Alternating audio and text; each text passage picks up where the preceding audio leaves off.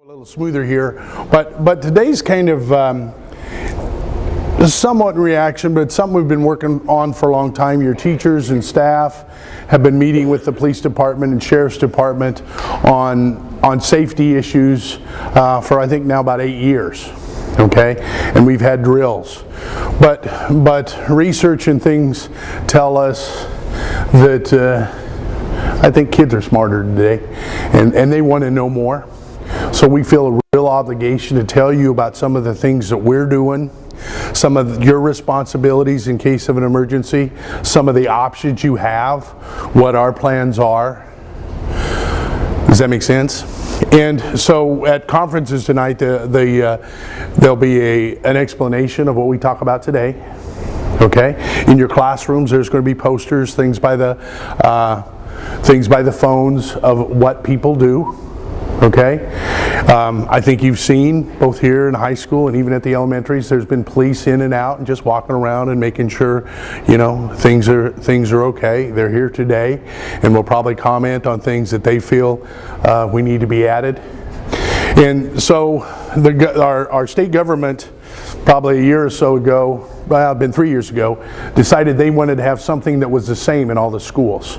So they went to the Department of Ed. The Department of Ed looked all over, and they come up with this program. This come out of Colorado, and a young lady was in a school and she was killed, and their parents got together, and they've got groups of people and people that study this sort of stuff and have researched this very well and come up with a protocol, a series of things that you do in case of an emergency. And now it's on the internet. If you guys want to see any of this, you can Google I Love You Guys, and this PowerPoint as well as all the different posters and things is right on there. Okay, we'll pull them off, and what's going to be in your rooms laminated comes right off this website. And if for some reason you went and visited other schools, as soon as they get all trained, they're going to have the exact same protocol. So if you were in another building in the state of Nebraska anyhow, and there was some sort of an emergency, what they'd be doing would be very similar, if not exactly the same, as what we do here. Make sense? So although this is scripted, because they want everybody to get the same message, it does leave room. There's places for discussion, and if you have a question or if the police department has something they want to add, we're going to do it. Some of that will happen when we're... Okay, it's called the Standard Response Protocol. This is the...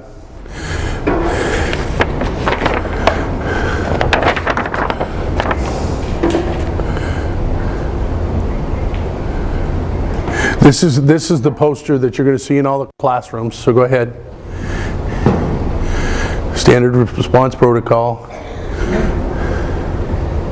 Yeah, you're going the wrong way. So we're going to have some signals. Go ahead, one more. And this is what we call a shared lexicon, and we'll talk about lexicon. It's kind of a word, just a catchword. But this is the information, the protocol that we're sharing. Go ahead. Between first responders, which will be our police department, which will be the sheriff's department, which will be the state patrol, which will be the fire department, depending on the situation. We'll share the information with students. Certainly it's been shared with staff,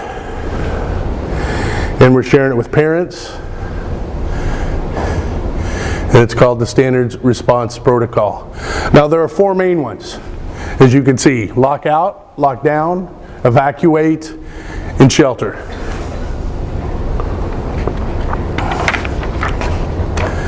Each action is followed by a directive, and you'll see by the phones and other things you'll hear a directive, and sometimes you're in the middle of things, but when all of a sudden you hear something, sometimes you don't hear it the first time. So everybody get quiet, because it's going to be repeated. There won't be anything said once, it'll be said and then repeated. So lock down, secure the perimeter. Go ahead. So lock down, locks, lights, and out of sight. Evacuate to a location, and then shelter from a hazard. And again, they have a specific instruction. And it's over the intercom. And one of the things that they found that our phones, so our teachers now can push one button in any of our buildings, and they are actually connected to every phone over the speaker. So if they've seen something suspicious, they can push a button and announce it, and everybody in the building knows what the problem is and where they're at. Make sense? Go ahead. So again, if we're talking about lockout, notice that it put it up there twice. We're going to say lockout and give an instruction, and it'll happen again. So why is there a lockout? There may be something outside.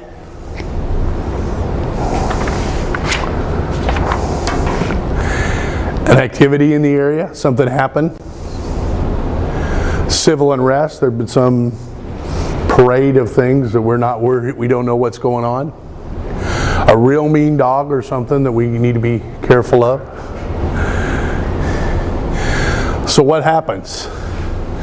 On a lockout, no one is in or out. And one of the things we have to do with a lockout that we're going to get better at is Mr. Kraft or 6th grade teachers is the first one, is if you're outside for recess or if you're outside doing a PE thing, they'll get a walkie-talkie from the superintendent's office, because lockout would mean that they should be inside to keep from being locked out.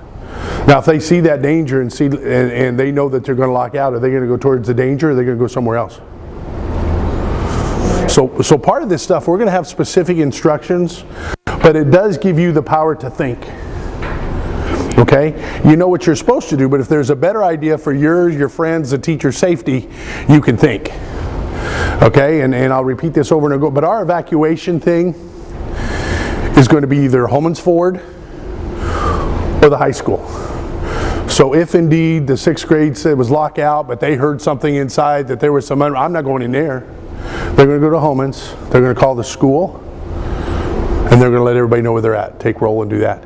If they were on the other side, Mr. Kraft is sometimes out here, you know, doing stuff, they're going to go to high school. Okay? Go ahead. Oh, wrong way.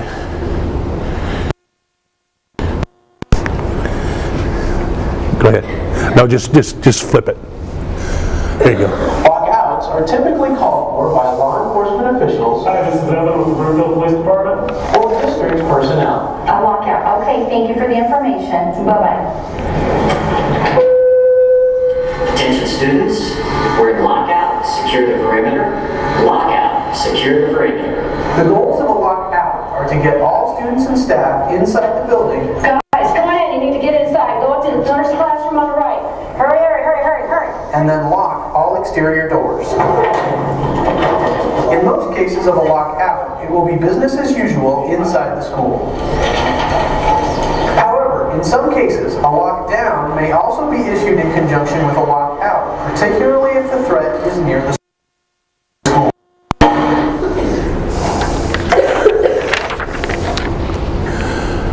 Okay, student instruction on what to do.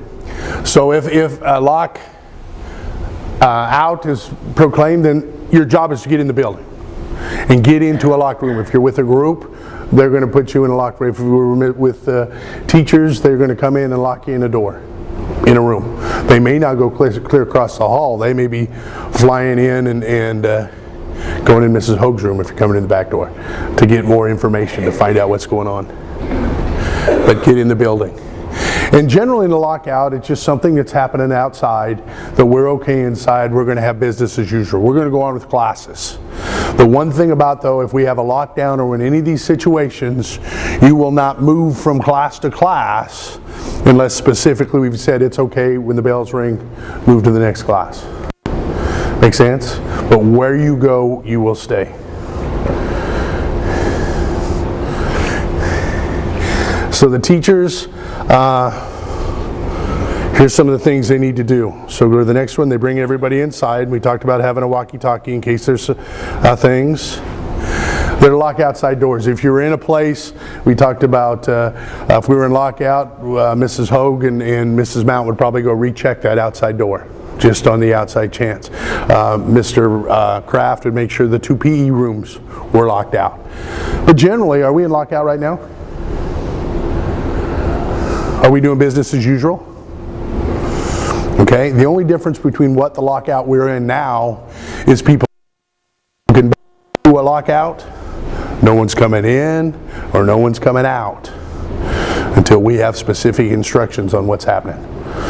Does that make sense? So we may have a lineup outside, we may be getting help and information because many times we may have been told by the police to have a lockout.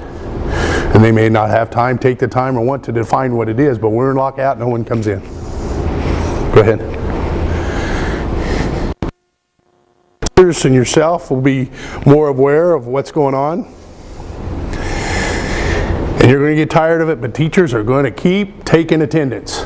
So if they took attendance here and they're taking it again, they're just making sure you and your friends are here now, you're here now, you're here now, you're here now, and certainly they're going to communicate, because if for some reason you were in the restroom and there was a lockout and you were nervous, you're going to go into the nearest room, and then they're going to communicate as to whether you should go on to your classroom or stay there.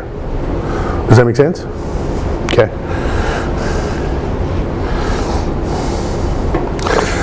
So just remind me, what are some reasons we'd be in lockout?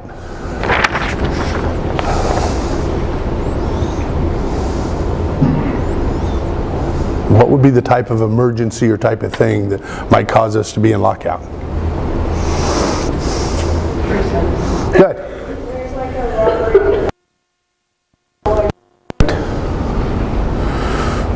Other things? Yeah. If we do the intruder was outside, yes. Okay, but if we have someone in the building, we'd certainly be going into lockdown, and we'll talk about that in a little bit. Okay? A dangerous animal, we talked about if Mrs. Nolte in the last group seen a big, huge, a little bit bigger than the dog that was on the film, seen a big dog with foam coming out, do you think she'd call the office, or do you think she'd put everybody put things in lockout to make sure immediately no one would go outside? Notify the office, and we tell, then we'd communicate from there. But time is a big thing. So can anybody, who can call a lockout?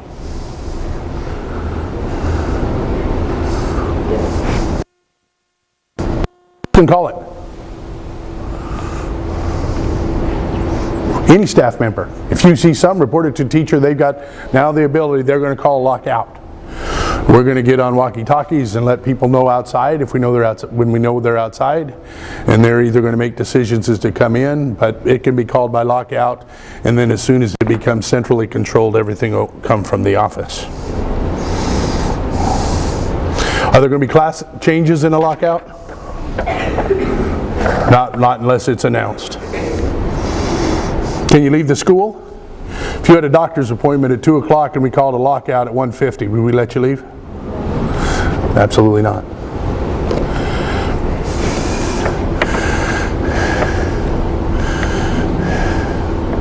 Still going better. This is good.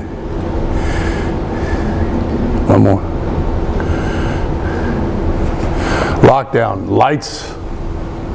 Locks, lights, and out of sight.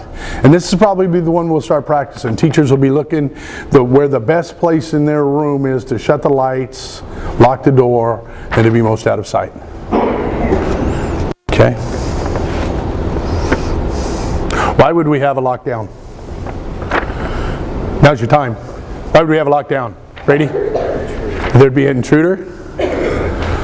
Why else might we have a lockdown? Yeah. Yeah, if there was some sort of a medical emergency. And we're going to talk later. Go ahead. Oh, I would say like a threat. Any sort of a threat, but we want to make sure that people are locked in and no one knows where everybody's at. Yeah. Wouldn't it be like drug dogs too? We're going to talk about that. We're going to have something we call a hold later. Because lockdown, are you going to be a little nervous when we go into lockdown? We don't really want to scare people if there's not an imminent danger. So we're going to have something at the end that we call a hold, which definitely means you stay in your classroom, you don't leave. There's something going on that we don't want people in the hallway, but it's not something you have to be afraid of. Does that make sense? And certainly if we have a drill that's a lockdown, we'll tell you it's a drill. You still want to go through the same motions, but we're not into scaring the heck out of people. Okay? So although we will practice as if it's real, it's the same way, just like the fire alarm. You know, we have a fire drill, and I think you hear that we say this is a drill, but from this day forward, you know, if there's a fire drill and you're going and you haven't heard that, and we're probably going to announce it well in advance. We'll probably, before we pull the fire alarm, say we're going to have a fire drill. Because now I think people are a little more, they're smarter. Okay, part of the problem is there was a fire alarm pulled in Florida, and that's how people got lined up and going outside. So we are going to tell you it's a drill. And then when we run the things, we're going to tell you it's a drill. And if all of a sudden you hear a fire alarm going and you're headed to that door and you haven't heard it's a drill at least once, you stop everybody. You tell the teachers, I ain't going out that door. Now certainly if there's a fire right behind you, you've got the power to think. Does that make sense? But nonetheless, you don't leave. And if we haven't announced it, it's on us. But you know what I mean? You don't want to go outside the alarm in any of these places, and we don't want to just send people outside. Other reasons. Crazy, I don't know who that looks like, but you can decide later. Go ahead. Or possibly something worse, like Brady talked about a intruder. If you're in a classroom when a lockdown is called, the main thing to remember is lock lights out of sight. As students gather in a safe area of the room, remember, lock the door off all lights. Have everyone in the room move to a location that is out of sight. Pick an area of the room that can't be seen from interior windows. An actual lockdown may not be resolved for several hours. Here's how you should wait. Stay in the safe location. Don't move around the room. Remain silent. Step. Take written attendance of who is in the room. Note anyone missing and if you have any extra students or staff. Good. So your instructions. Stay out of sight from the corridor window. Be quiet. You don't open the door for anyone. If you hear someone sounds like me or even looks like me, do you open the door? No. The police come to the door and say, open the door, this is the police. Do you open the door? No. Anybody who needs to get in has a key, and I guarantee if the police need to get in, they have a key, but they may not take the time to look for it. Okay, so you don't open that door. Teachers,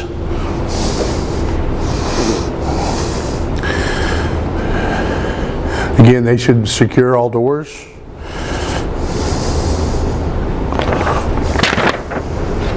Turn out the lights. And here it says leave the corridor window uncovered. Okay? But it'll be dark in there.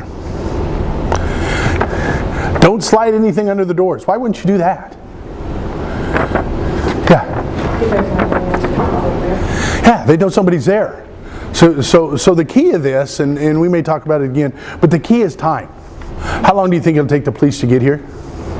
If we call a 911, the police know it's at a school, how long do you think it'll take them to get here? They're going to be here so fast and make your head spin. They're going to be coming in and taking control. So our thing is time. We're going to lock doors, we want to be quiet, and the person knows if they're coming in, they've got so many minutes or there's going to be people all over that place. So we want to be quiet, and they're going to go to places where there no people are at, so that's going to be places that their lights are on and are easy to get into. They're not going to spend a lot of time trying to break into a place or doing something. They're going to be moving. So if you can stay quiet and no one sees, then they're going to look for a place where people are vulnerable. Make sense? So time is what we're working for. And again, you see this over and over. Be quiet. And again, the teacher's going to take attendance. Okay? You're going to get tired of it, but they're going to always, is everybody here? Is everybody still okay? Is everybody, okay? So a lockdown. If a fire alarm sounds, do not leave your safe location. Fire is threatening your room. If you are forced to evacuate due to a fire, keep in mind that the hall may not be your best escape route.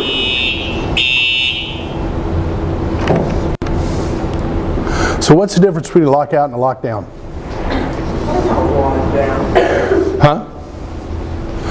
The difference between a lockout and a lockdown. Where's the danger at in a lockout? Yeah. Where's the danger at in a lock-in or lockdown? Inside. Okay? It's possible you could do both. If there was some severe danger outside that we were afraid somehow they were going to break in, we'd be in both. Okay?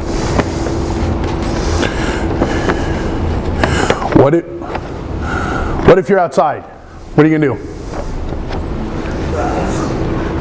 Yeah.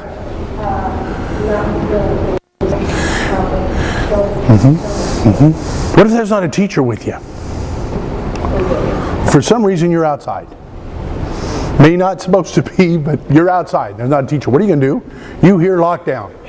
Or you hear noise inside you don't feel comfortable with. Where are you going to go? Where?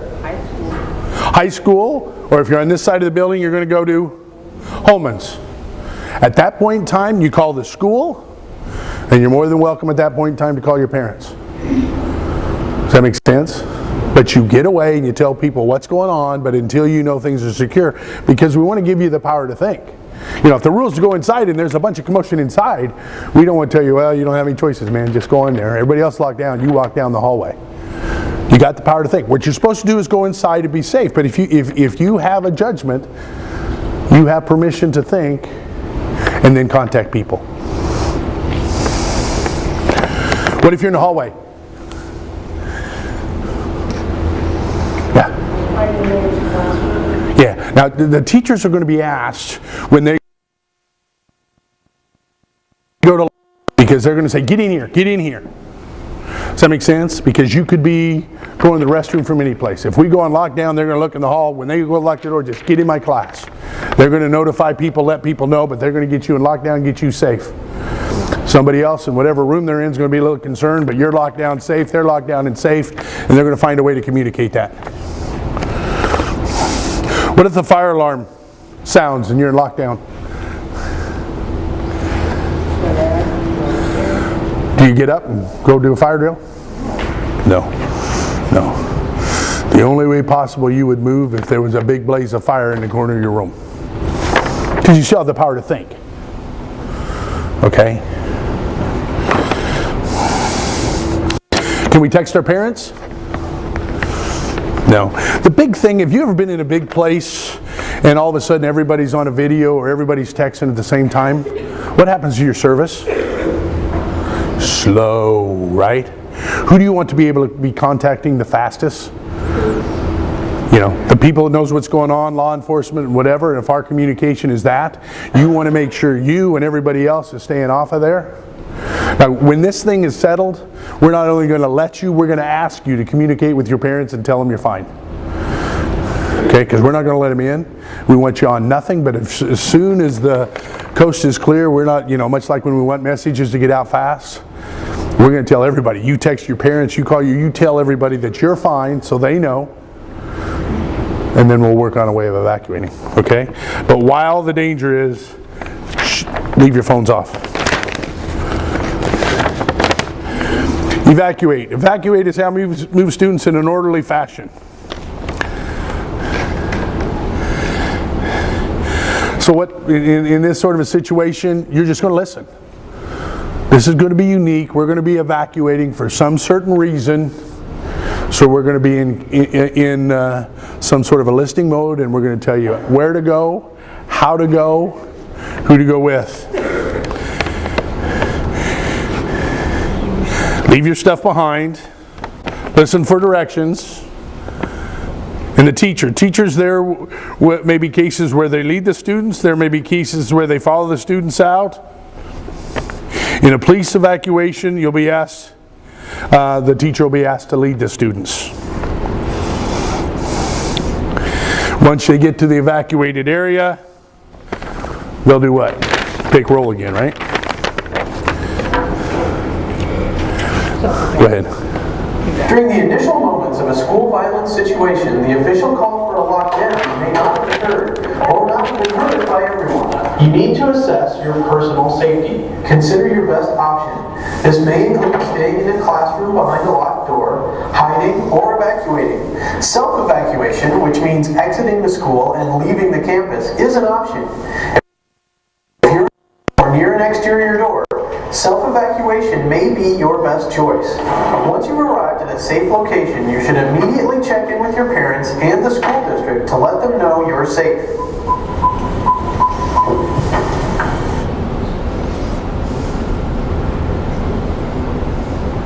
So if the police come, it's going to be a little different. When law enforcement begins the evacuation, here's what to expect. An officer will unlock your door and enter the room. Stay where you are. The officer will give you specific instructions you must follow. Springfield Police Department, you're safe, everything's okay, we're going to get you out of the building. I need everyone to follow my instructions. I need a single file line, leave all your personal property on the floor where it is, form me a single file line right here at the door. Teacher, I need you in front, please. You will be asked to leave your stuff behind, form a line at the door with the teacher in front. I need everyone to hold hands with the person to your right and left. Hold hands with the person in front of and behind you until you reach your final destination. Wait quiet from the officer. Teacher, I need you to walk out, follow the instructions of that officer right there. Go ahead. You will be told to proceed to the next officer. Walk, do not run, and do not talk. Walk towards the stairs. Follow the directions of the officers guiding you during the evacuation. They could be giving you verbal directions, Right to the stairs.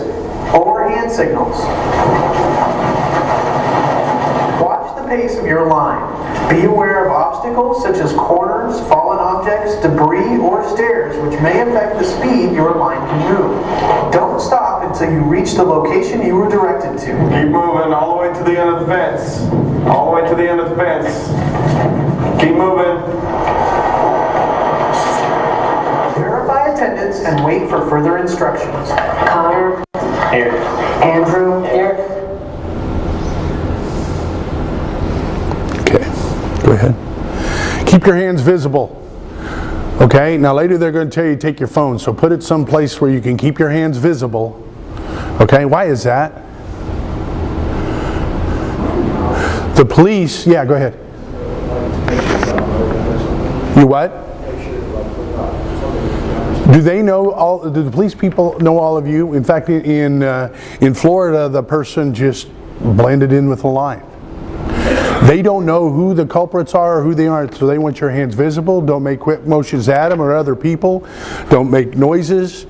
They could suspect you being the one as the problem.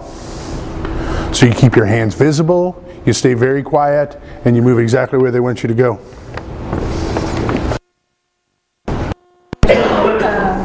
If you have information, you wait until you get to the place that they're having you stop, and then you share information. Don't stop as they're getting you out of the building.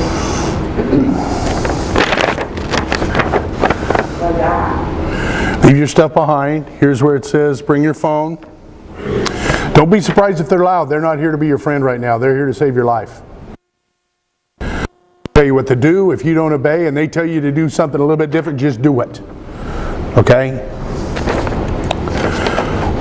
That same goes with the teachers. Grab, of course, their attendance sheet. Bring your phone. Get to the evacuation area. And again, of course, take attendance. So again, do you have permission to self-evacuate? Yeah. If you do self-evacuate, where do you go? Holman's or high school. If you're with your group and the teacher's there, then you work with them on attendance and that. If you're by yourself, what do?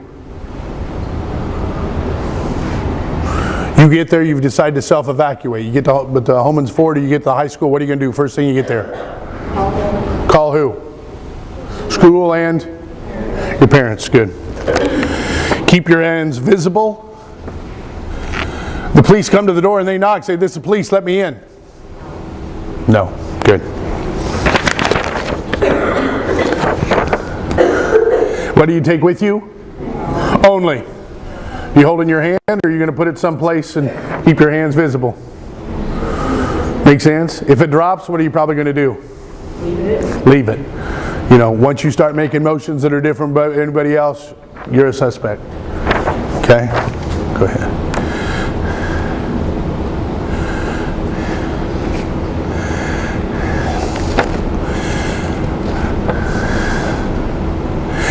And this could be for a hazard. You're going to take shelter. We're going to have you stay in a place because something's happened somewhere. First thing I can think of, an anhydrous thing blew up outside. We want to keep you far away. We're going to do things where we can enclose that area and do those things. Again, shelter like evacuate is going to be about listening to a bunch of instructions. Go ahead.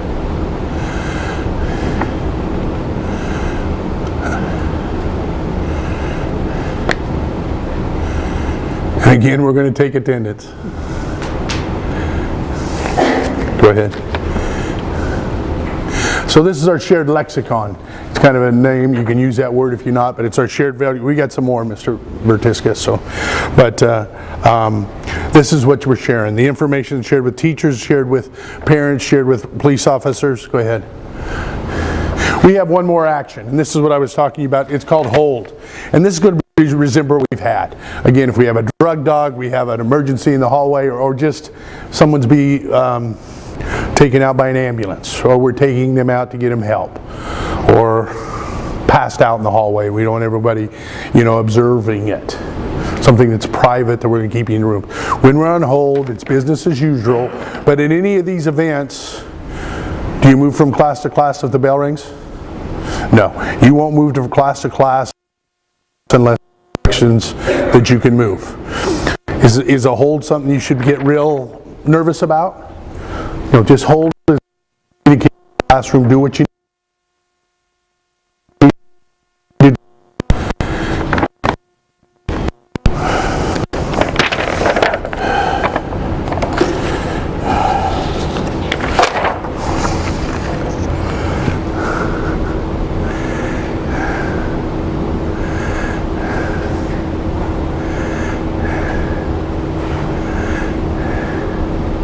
Again, there are 4 actions. Go ahead.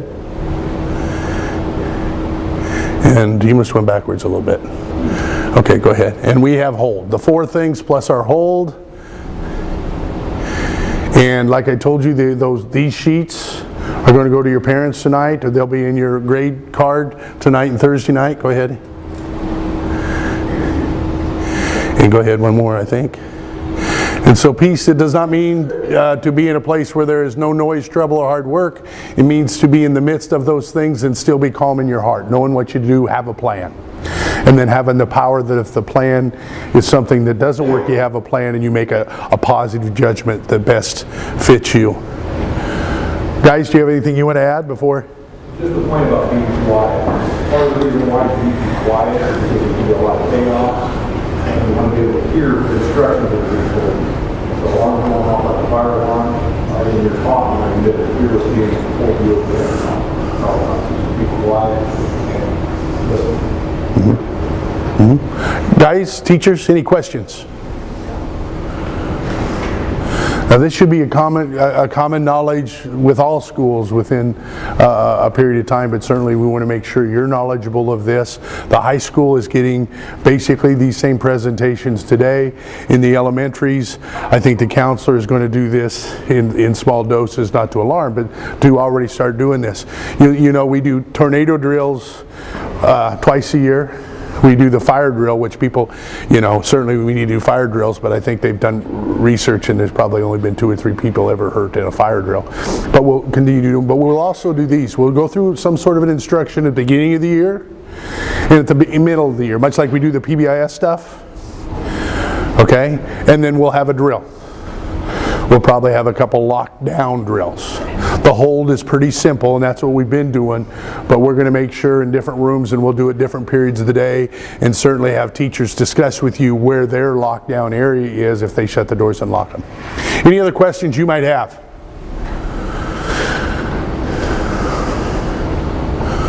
Hopefully this isn't causing you saving a fear, it's keeping you from having a fear. I've really felt good talking to you. You felt safe, and so it's our job with the cameras and the type of things not to worry because you're all afraid, but to continue to do things so you can continue to feel safe. Does that make sense? If you don't have any questions,